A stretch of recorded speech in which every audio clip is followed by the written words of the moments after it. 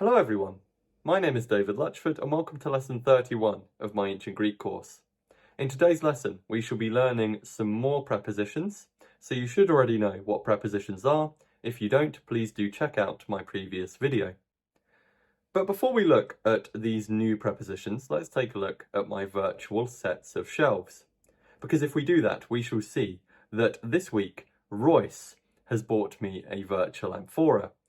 And he asked for it to be either turquoise or green. And as you can see, I went with turquoise, so I hope that you like it, Royce.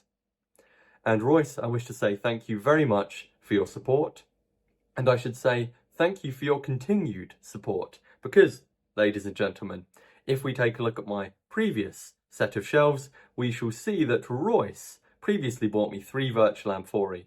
So Royce, I greatly appreciate you continuing to support the channel. Thank you very much. And I wish to say thank you very much to everyone who has supported my channel in the past. You can see that I now have an extraordinary collection of virtual amphorae, which makes me very happy. Now, if you would like to support my channel by buying me a virtual amphora or virtual amphorae, you can do so by going to the link in the description below. But for now, let's learn about some new prepositions. And the first preposition we're going to learn about today is umpy. Umpy can govern the accusative, and when it governs the accusative, it can mean around or about. Now, all of the prepositions that we shall see today are capable of governing more than one case, but if I only give you its meaning or meanings when it's governing one case, that's because I'm only introducing what it means when it governs that case at this stage, but we might look at what it means when it governs the other cases in the future.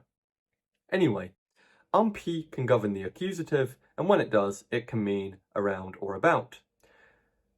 Now, that will be around or about involving motion, okay? Because the accusative case feel, as we saw in the last lesson, is motion towards something. It's an arrow. And we do see that when umpy governs the accusative because it means around or about involving motion. Now, there is a way we can remember the specific meanings of umpy here, and that is by linking it to the word amphitheatre. An amphitheatre has the audience situated around the stage. The second preposition we're looking at today is unna. Unna can govern the accusative, and when it does, it can mean up or throughout. Now, up there will involve motion, and throughout also does involve motion. If you think of something going throughout something, then that does involve motion too. Hence why it governs the accusative and means these things. Now, there are some English words we get from unna, which might help us to remember these specific meanings. For example, we get the word anabasis. And anabasis is a going up. That's quite a rare term, and it is a direct transliteration of a Greek word, but it might help you to remember the meaning if you know the word anabasis. With regard to the meaning throughout, we get the word analysis from unna, and there you have 2 Greek words, unna meaning throughout or thoroughly. When unna is used as a prefix, it often means thoroughly. And then you have lusis. Lusis means a releasing. It comes from the verb luor, which you should already know. So, when you analyse something, you thoroughly release or undo what you're working on. You pick it apart, essentially. You engage in an act of undoing or releasing throughout all of the thing that you're working on. And that might help us to remember the meaning throughout. Epi is my least favourite word in Greek. Okay, I am going to be honest with you. I despise the preposition epi. And the reason I despise it is because, ladies and gentlemen, let me ask you to access your nearest Greek dictionary. That could be a physical one or it could be an online one. But either way, get your nearest Greek dictionary. If you don't have a physical one, you can go to Logeon and look up the word epi, okay? Because if you do that, you shall see a monstrosity of a definition. And this is the reason I don't like epi, because when you come across epi in Greek, I find myself often saying, like, okay, which of epi's 437 meanings is being employed here? You know? Maybe 437 is a slight exaggeration, but still, you get my point. And so I hate epi. But we're going to be working with epi today, so I'm not going to be that hostile towards it right now. Now, epi can govern the accusative, and when it governs the accusative, it can mean onto, to, over, or against.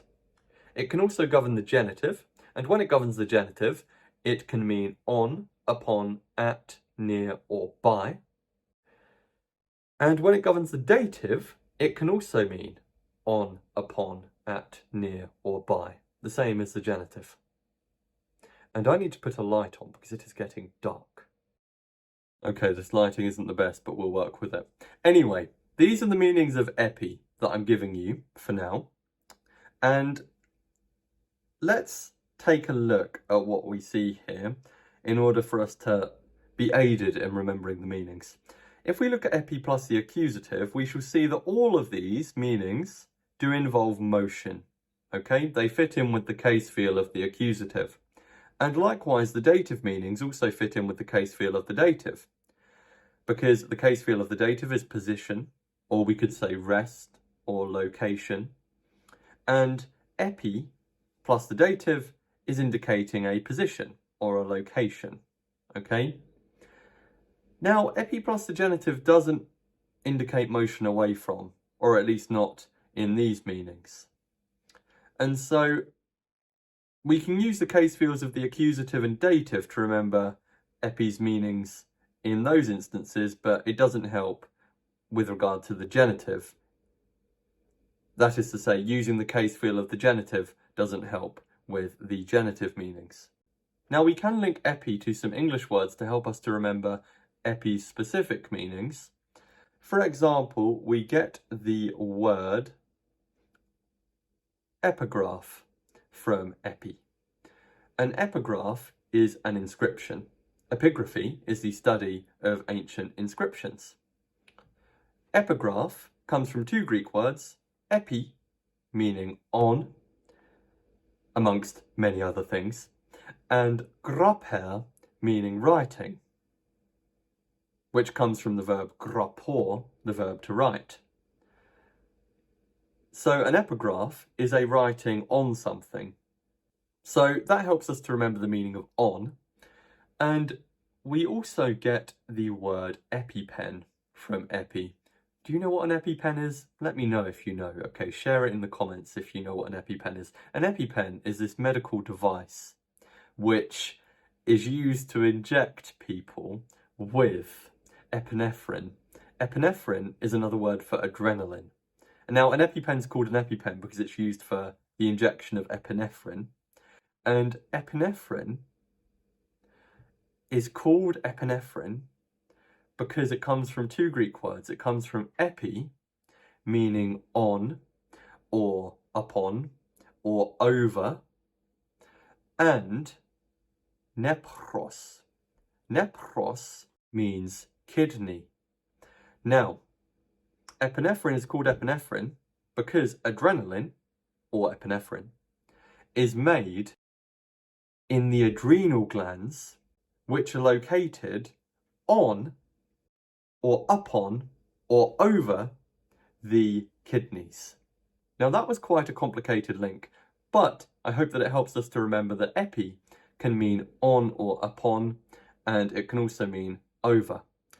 With the other meanings, we may just have to remember those. But if you can think of other words that we get from epi, or any of these prepositions, please do share them in the comments because they may be helpful with remembering the meanings. Let's move on from my least favourite Greek word to the preposition kata. Kata can govern the accusative, and when it governs the accusative, it can mean down or according to, amongst other things. There are more meanings than the ones that I'm showing here. I'm just giving some of the important meanings. Kata gives us a few English words, such as catastrophe. The word catastrophe comes from two Greek words, kata, meaning down, and the verb strepor, which means to turn. So a catastrophe is when things have been turned down. It's when things have been overturned or turned down or brought down. Everything's going wrong. It's going down. So that should help you to remember the meaning of kata, namely down. We also get the word cataclysm from kata. A cataclysm was originally a flood, and that makes sense etymologically because kata means down, and the verb kljusdor means to wash. So a cataclysm was a washing down or a flood.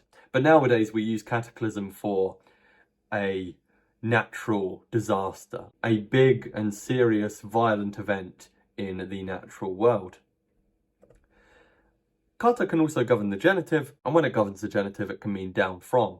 Now we can remember that because it fits in with the case feel of the genitive. The genitive's case feel is motion away from something, and kata plus the genitive takes the meaning of kata, down, but it employs the genitive case feel, so it's down from something. And we saw the case feel of the accusative with kata's meaning in the accusative, at least with the first meaning, the meaning of down, in that involves going down something. There's motion involved there. With according to, not so much. That's one we just have to learn. The next preposition is para. Para can govern the accusative, and when it does, it can mean alongside or beside. There we see the case feel of the accusative in that if you're going alongside or beside something, there's the idea of motion. We can picture that arrow, the case feel of the accusative, we get that here. And with regard to the specific meanings of para, we can link it to English words like parallel. If two things are parallel, then they are going alongside each other or beside each other. And the final preposition we're learning today is peri. Peri can govern the accusative, and when it does, it can mean around, about, concerning, or with regard to. So the last three meanings are very similar. They're effectively synonymous, but around stands out because it's about motion around something. Now we can conceive of peri as fitting in with the accusative's case feel here, in that if you picture an arrow indicating motion towards something, then you see motion involved with the meaning of around. You do still get motion there, except the arrow's now in a circle rather than a straight arrow.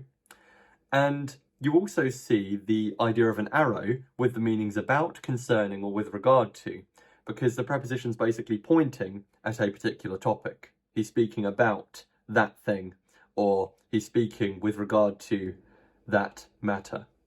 And with regard to the specific meaning of around, we can link that to the English word perimeter. The perimeter of a place is the outer border of a place, whether that's a piece of land or a shape. That's the perimeter, right? The bit going around the outside. So you can link peri to that word to remember the meaning around. Anyway, please do pause the video and note down the meanings of these prepositions.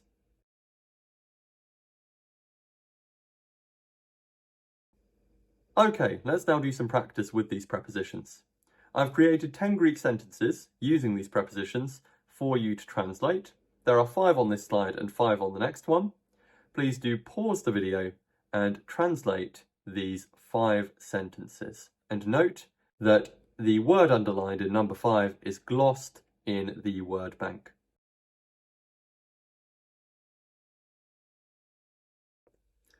And here are the other 5 sentences for you to translate. Now, I will note that I have used the verb estin in one of these. Estin means is. Now, we shall look at the verb to be more fully later on. It's an irregular verb in Greek, so you do need to learn it individually. We shall look at it in full later on, but for now we can know that estin means he, she, or it is.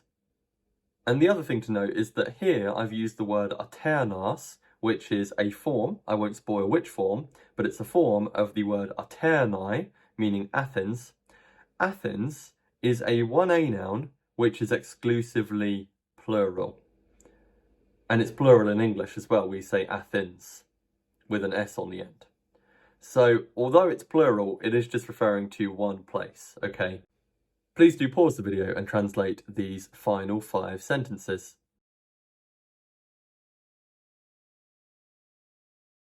Okay, let's now talk through these sentences. Number 1 is Hai triareis parate neson pleusin. You should have translated this one as the triremes are sailing alongside the island or beside the island. And you could have said sail instead of are sailing, because the present tense can either be translated as is doing that thing or does that thing. You can say either. We know that it means this because hai triareis are the triremes in the nominative plural. We know that they're in the nominative plural from the form of the definite article and also from the ending of the noun. Although the ending of the noun is ambiguous here, it could either be nominative plural or accusative plural. So what really lets us know is the context and also the form of the definite article that's used with it. So the triremes are in the nominative plural, so they must be doing the action. Then we've got para ten neson. Para can govern the accusative, which it is doing here. And when it governs the accusative, it can mean alongside or beside. And so this means alongside, and the prepositional object in the accusative is ten neson. The noun nersos means island, so this means alongside or beside the island. And I hope that you didn't confuse nersos with nosos.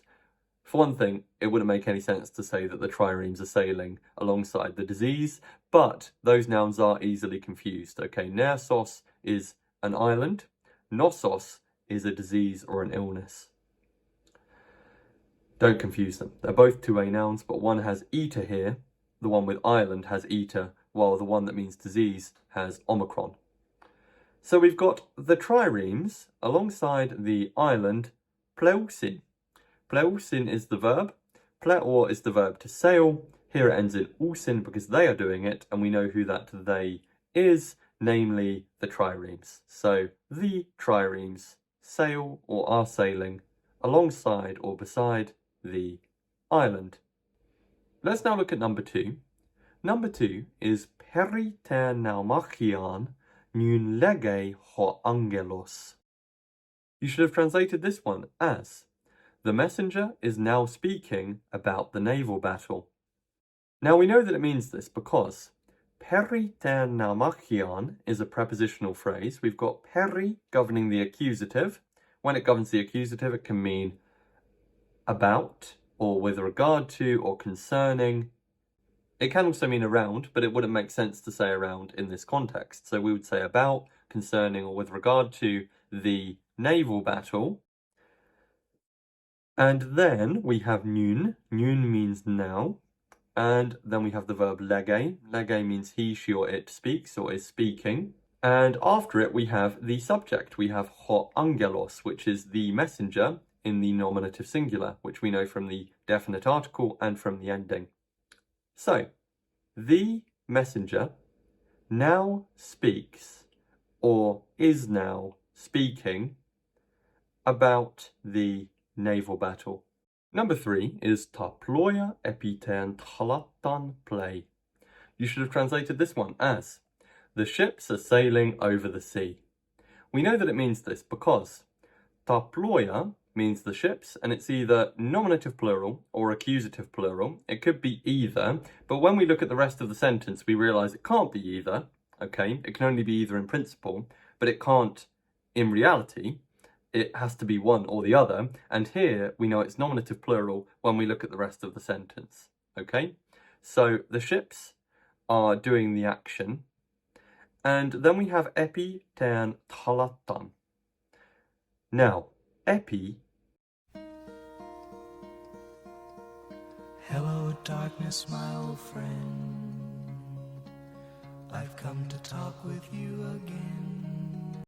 Is governing the accusative here, and the fact that it governs the accusative means that it must mean either onto or to or against or over.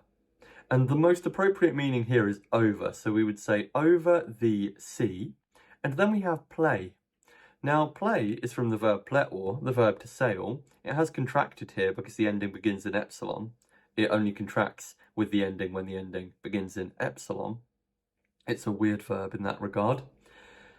And the reason it's the third person singular form here, he, she, or it sails, is because we have a neuter plural subject. Neuter plural subjects take singular verbs. So, the ships sail or are sailing over the sea. Number 4 is epi te oikiai menusin hoineaniai. You should have translated this one as the young men are staying by the house. We know that it means this because we have epi te oikiai, a prepositional phrase. Here we have epi governing the dative case, and so it must mean on, upon, at, near, or by. And in this context, it's probably at, near, or by. And menusin is menor, the verb to stay or remain, but here it ends in usin because they are doing it. And afterwards, we find out who that they is referring to, namely the young men, hoineaniai, who are in the nominative plural here, which we know from the form of the definite article and from the ending.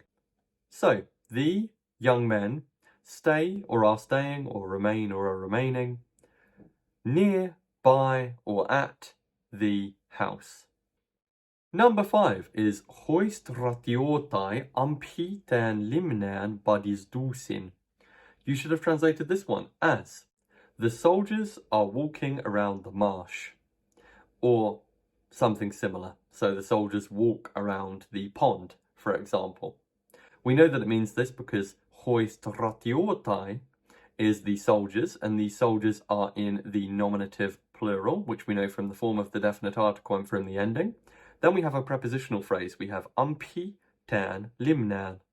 Ampi, when governing the accusative, can mean around or about, and tan limnan means the pond or the marsh or the pool. We know that by looking in the word bank and seeing that limner has those meanings. Here it's in the accusative because it's following ampi. So this means around the marsh or the pond or the pool. And then we have badisdusin. Badisdor is the verb to walk.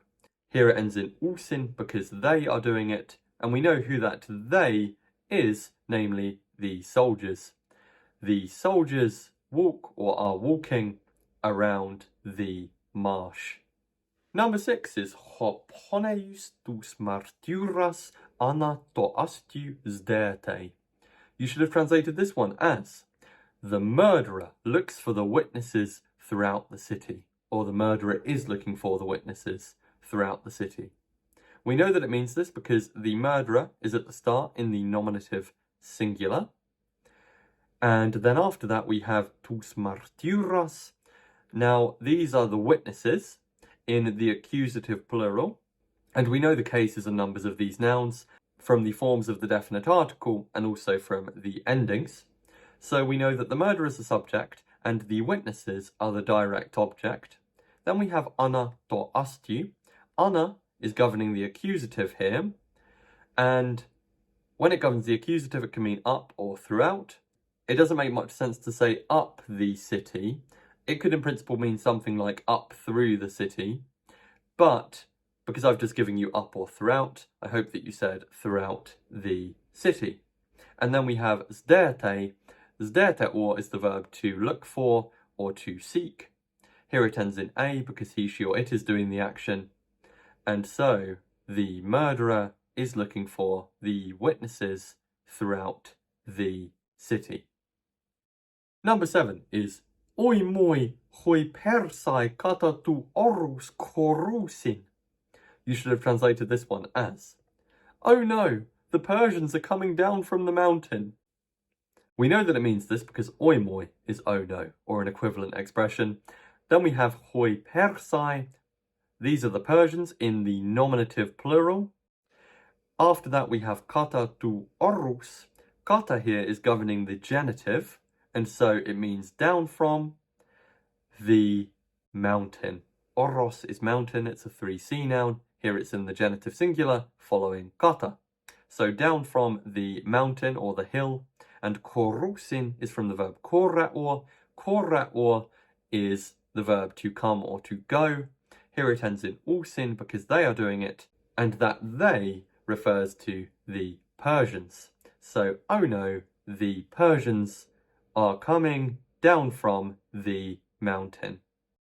Number 8 is Herkorre estin epitoi hippoi. You should have translated this one as the girl is on the horse, or the girl is near the horse, the girl is by the horse. Those would have been fine as well. We know that it means this because Herkorre is the girl in the nominative singular. Then we had estin. Estin means is, as I've put. It's the third person singular present indicative form of the verb to be. So, the girl is epi toi hippoi. At the end we have a prepositional phrase. Epi here is governing the dative, and so it must mean on, or near, or by. And we know that hippos is horse. Here it's in the dative singular following epi, and so this is the girl is on, near, or by the horse. Number 9 is paratas aternas nun pleumen. You should have translated this one as we are now sailing alongside Athens. We know that it means this because para is governing the accusative. When it does that, it can mean alongside or beside. So alongside or beside, tas aternas. Aternai means Athens. Here it's in the accusative following para. And with the names of places, although the Greeks often used the definite article, we typically don't. We would just say Athens. So alongside Athens, nun is now, and pleomen is we sail or we are sailing. We know that we are doing the action from the omen ending. So we now sail, or we are now sailing alongside Athens. Number 10 is Ampi ten oikian tes manteos tarteria treche. You should have translated this one as the beasts are running around the prophet's house. Now, we know that it means this because ampi is governing the accusative, so we will translate it as around, and the thing that something is going around is ten oikian. Oikia means house. So, this is around the house. Then we have tes manteos. A mantis is a prophet or a seer. Here, the prophet or the seer is in the genitive singular. So we would say of the prophet or of the seer. And then we have ta teria. Terion means beast. Here it's in the nominative plural. It could in principle be accusative plural, but we know from the context from the rest of the sentence that it's got to be nominative plural. The beasts have got to be doing the action. Speaking of which, the action is running from the verb trechor, the verb to run. Here it's trechei, and the reason it's got the third person singular person ending, although a plural noun is doing it, is because neuter plural subjects take singular verbs. So the beasts run or are running around the house of the prophet or of the seer. Now, technically, this could alternatively be the beasts of the prophet run or are running around the house. You could take this genitive phrase as applying to the beasts if the beasts are owned, for whatever reason, by the prophet or the seer.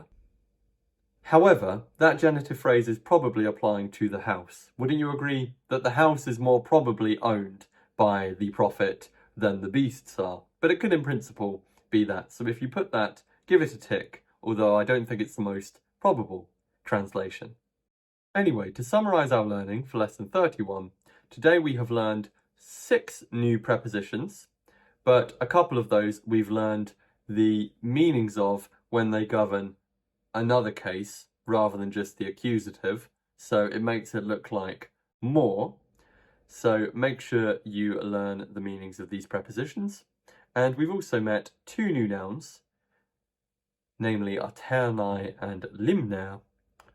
And we also met the verb estin, the verb is, but I haven't put that on here because we shall more comprehensively look at the verb to be in the future. But for now though, let me say thank you very much for watching the video. I hope that it's been useful. If it has, please give the video a like. Please subscribe to the channel if you haven't already, and please leave a comment if you have any feedback at all.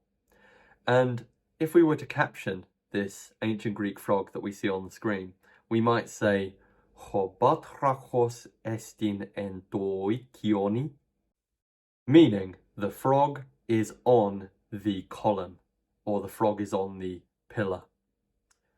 Batrachos is a 2A noun meaning frog, and kion means a pillar or a column. It's a 3A noun with the oblique stem, kion. Hence the dative singular form here, kioni. This used a preposition from the last lesson, en. En plus the dative means in or on, amongst other things. But anyway, thank you very much for watching, and I shall see you again next time.